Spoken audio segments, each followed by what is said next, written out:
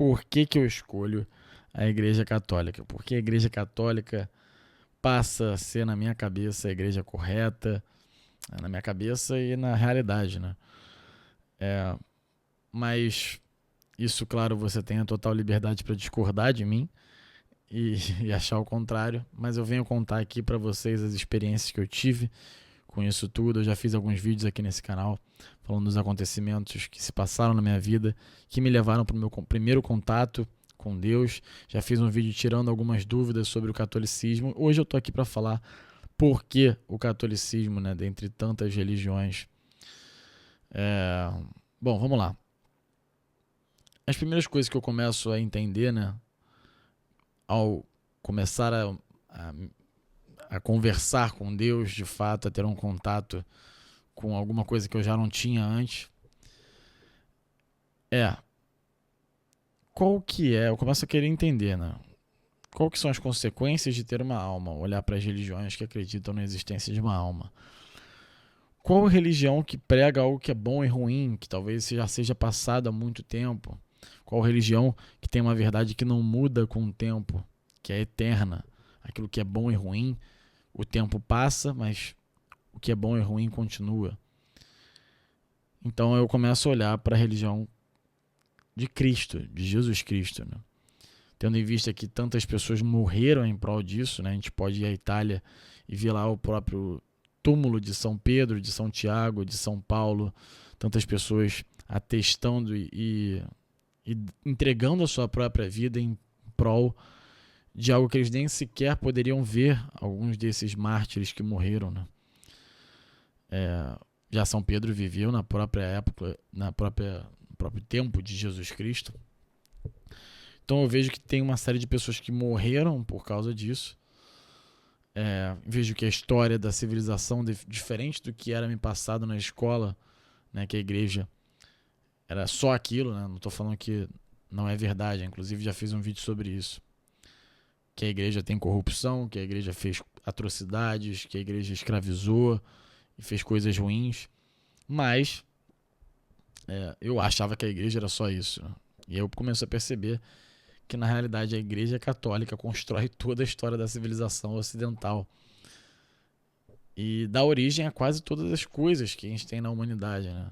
O próprio Brasil, a gente vai olhar para as navegações, que até então nos foi contada como se os portugueses viessem para cá atrás de recursos e por ganância. Claro que devia ter gente ali que embarcava por isso, mas se liga nesse dado, né? Não sei se isso chegou a passar pela nossa cabeça, ou se isso foi ocultado de nós de propósito. Eu não sei realmente qual a intenção das instituições de ensino.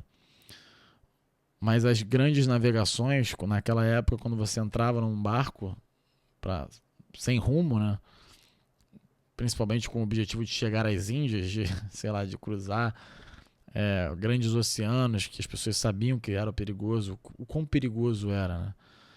Em média, a expectativa de vida, né, de quem entrava numa embarcação como essa era de 70%. A chance de sobrevivência, de morte no caso, a chance de morte era de 70%. Tem gente que fala que é até mais, né? Tem gente que fala que é um pouco menos, acredito eu, fazendo a média aqui que seja 70%, ainda que fosse 40% de chance de morte. Por qualquer dinheiro que seja, a ideia já começa a se diminuir, né? Talvez não seja por só dinheiro que as pessoas estão indo. E até porque vamos olhar para os fatos. Qual é a primeira coisa que acontece quando os portugueses chegam, os jesuítas chegam no Brasil, né? Os portugueses. O primeiro evento que acontece no Brasil é uma missa. E o segundo é uma outra missa. Então a igreja está em todo canto, a igreja está em todo lugar. A igreja construiu a maior parte das coisas que existem hoje.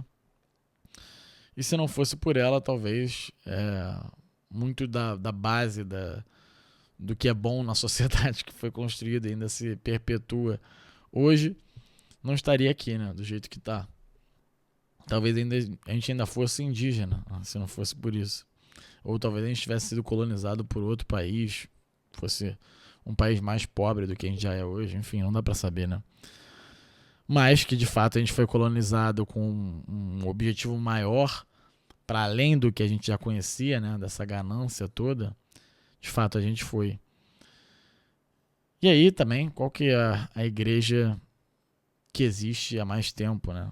Claro que existem outras religiões que são anteriores ao catolicismo, mas você vê, né, o livro mais vendido do mundo associado à igreja católica, né? Tem até a igreja evangélica, mas eu já chego para fazer essa diferenciação.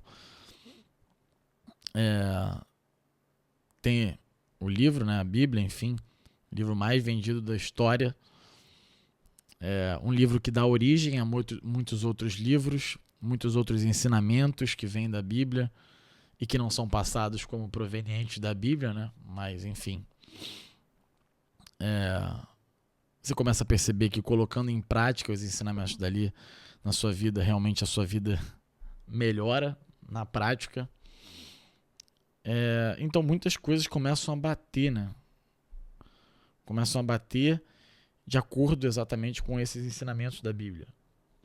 Uma sequência de papas de 220, né, desde São Pedro até os dias atuais, a igreja não cai, e tanta perseguição, tantas tentativas para acabar com a igreja, pessoas que tentaram incendiar os principais livros, incendiar a Bíblia, acabar com todos os livros, com todos os ensinamentos, e monges se isolando, entregando as suas vidas para proteger e preservar que as nossas civilizações tivessem acesso a esses ensinamentos. Muitas pessoas entregando a sua vida por isso. E a gente começa a ver que talvez Jesus realmente, esse cara, né, tenha existido. E aí, dentro da ótica onde Jesus existiu, eu vejo muita gente falando, né, que Jesus, que acredita que Jesus existiu, que ele era um cara sábio, que os seus ensinamentos realmente funcionam, talvez a maior parte deles funcionam, mas que ele não foi Deus. E aí, isso é possível? É difícil, né?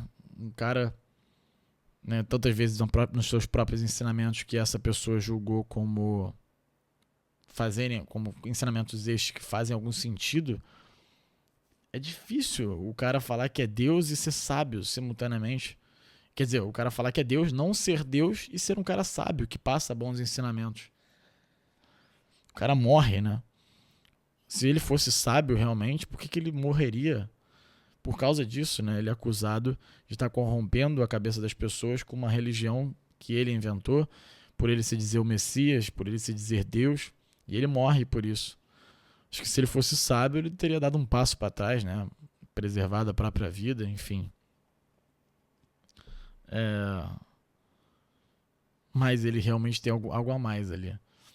Então, na hipótese onde Deus existe, Jesus existiu, Jesus fala que é Deus. Ou ele é sábio, de verdade, ou ele realmente foi Deus, ou ele é maluco. E aí eu começo a ver isso também, né? Começo a aprender isso, começo a olhar para minha vida e falar, de fato, isso aqui tem um sentido, começo a colocar em prática, vejo que minha vida melhora. Vejo a vida dos santos, né? Um padre muito recente, inclusive, Padre Pio, né? Viveu agora, né? Morreu em 1960, 70, se eu não me engano. O cara tinha chagas de Jesus Cristo. Cientistas ateus foram fazer os testes para ver se ele não estava furando a própria mão, né? Para inventar alguma historinha. E aí os cientistas acabaram convertidos, né? Porque a dor do cara só aumentava, faziam exames e viam que a circunferência era proporcional, uma do tamanho da outra, das mesmas medidas, comparadas com a que Jesus teve.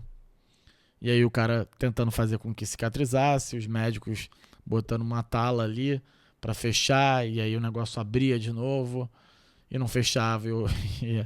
E as chagas do cara, né, chagas que foram os buracos que Jesus recebeu aqui dos pregos nas suas mãos, Padre Pio tinha, né? Padre Pio que viveu agora, tá. Tem lá, se tu quiser ver o corpo do Padre Pio, tá intacto. Acho que em São Giovanni Rotondo, na Itália, você consegue ver também. Você consegue ver o túmulo de vários santos da igreja. E aí, começo a olhar para a vida da Igreja Católica, começo a olhar para os fatos que aconteceram, muitas pessoas que morreram por causa disso, e vejo que talvez seja a que mais faz sentido de seguir. Talvez eu possa... tenham diversas contradições, vocês podem ter oposições ao meu pensamento, com certeza. Eu tô aqui para falar que, colocando em prática esses ensinamentos, a sua vida vai melhorar. Tá? Inclusive eu te desafio, assim como o professor Guilherme Freire, que faz diversos vídeos assim, eu te desafio a colocar os ensinamentos da igreja em prática no seu dia a dia e falar para mim que a sua vida não melhorou, que a sua vida não mudou para melhor, que você não começou a apreciar mais o seu trabalho, que você não começou a apreciar mais o seu dia a dia, a amar as pessoas ao seu redor, ainda que comece forçado no começo. Mas é claro que a fé e seguir a Igreja Católica, seguir a verdade, não é como uma aposta. Ninguém vai aqui seguir de teste para ver se funciona, imagino, né? É difícil. Então, para você seguir isso, você tem que acreditar e você precisa começar a ler, começar a entender como funciona, as suas certas dúvidas que você tem, se você não consegue entender por que Deus permitiria o mal, porque Deus, se ele existe, ele não aparece aqui na nossa frente agora, porque Deus é imaterial, porque ele precisa ser uma matéria, parte da metafísica e não da física, né?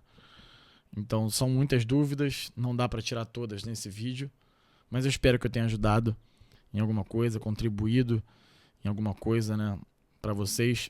A minha mãe, tá, só para completar, minha mãe é uma pessoa evangélica, então eu fiquei muito perto de ir para a igreja evangélica também, né, tendo em vista que Jesus também está lá na igreja evangélica.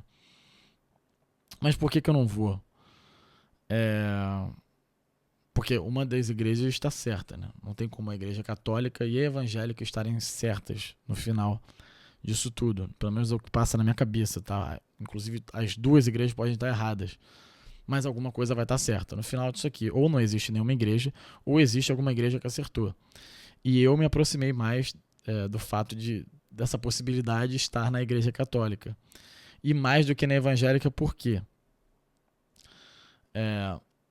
Lembrando que a igreja evangélica, ela surge 1.600 anos depois da vinda de Jesus. Jesus este, que eu julgo ser um Deus perfeito, que veio aqui para passar ensinamentos que funcionam e para claramente, né, na própria Bíblia está lá que ele funda a sua igreja. Em diversas vezes é falada a palavra, usado o termo igreja, né, tanto em Atos dos Apóstolos,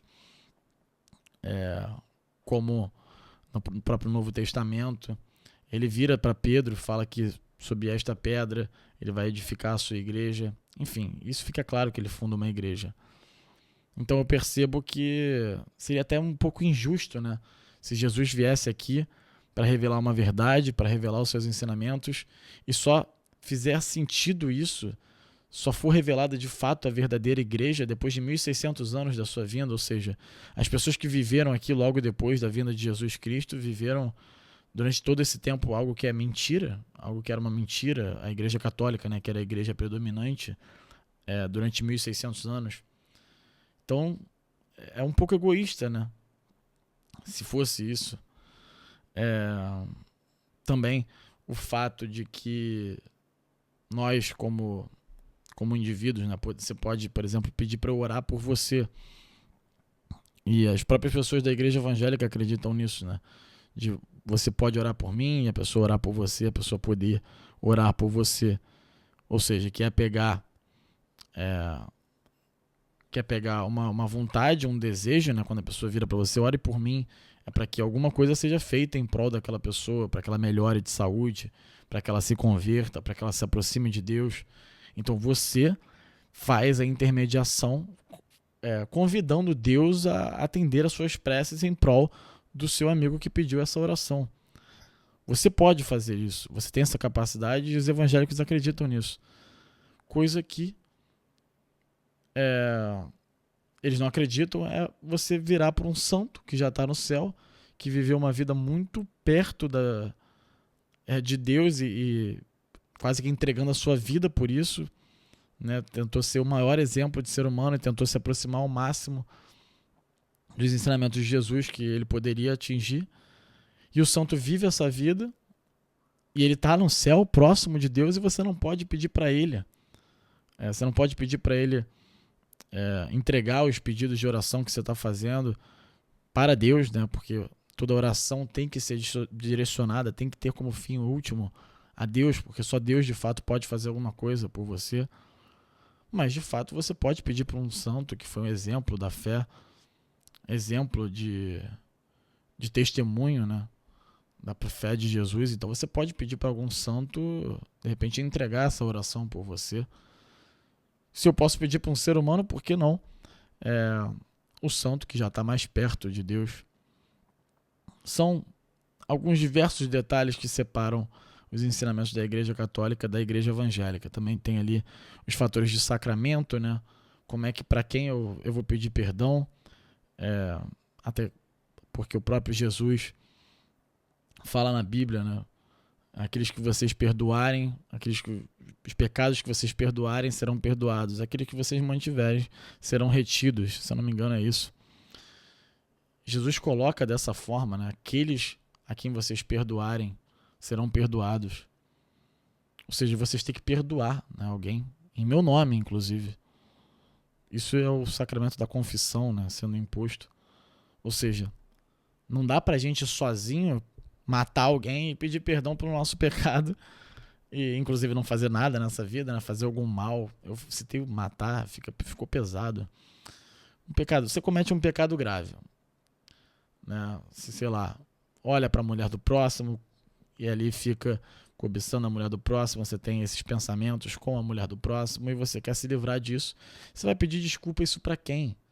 Você vai se fechar no seu quarto, vai falar ali com Deus, na sua intimidade. O fato de você se confessar, e isso eu tive que ver na prática, a vergonha que você sente de contar, só de você sentar na frente do padre e falar, olha padre, eu fiz, é isso, tu não tem vontade de falar para ele. Você imagina o cara ali com uma autoridade máxima, o cara, você já começa a pensar que o cara vai julgar você. E aí ele recebe você com todo amor, ele recebe você de uma forma mais tranquila, te ensina ali tanta coisa, e te mostra o caminho que você não deve, o que você deve seguir. Enfim, a forma como eu comecei a ser tratado também dentro da Igreja Católica, né? Eu tive muita sorte nesse sentido. Mas enfim, eu queria compartilhar isso com vocês. Em resumo, foi muito dessas coisas que eu falei aqui que me levaram para a Igreja Católica. Claro que você pode discordar de mim, mas eu espero que eu tenha te ajudado em algum fator, né? Que eu tenha criado alguma dúvida na sua cabeça. E, bom, eu te garanto que colocando esses ensinamentos, começando a pelo menos dar uma lida na Bíblia, tentando entender o que aconteceu, se é que tem alguma coisa de boa nessa igreja. Mas eu não consigo acreditar em Deus, acredito na ciência. E lembrando aqui, tá? A ciência, o fato da ciência existir, né, de todas as coisas que a ciência comprova, através da lógica, através dos seus conhecimentos, das suas teorias, em nada contradizem o que a Bíblia fala. Mas tem os dinossauros, tem isso, aquilo. Eu, pelo menos, tá, acredito que a fé e a ciência podem viver em perfeita harmonia, sem contradições, né? Enfim, isso é tema para outro vídeo. Se você gostou desse vídeo, deixa o seu like, comenta, compartilha e tamo junto. Fica com Deus. Uma excelente semana para você. Um beijo no seu coração e no de toda a sua família. Até a próxima.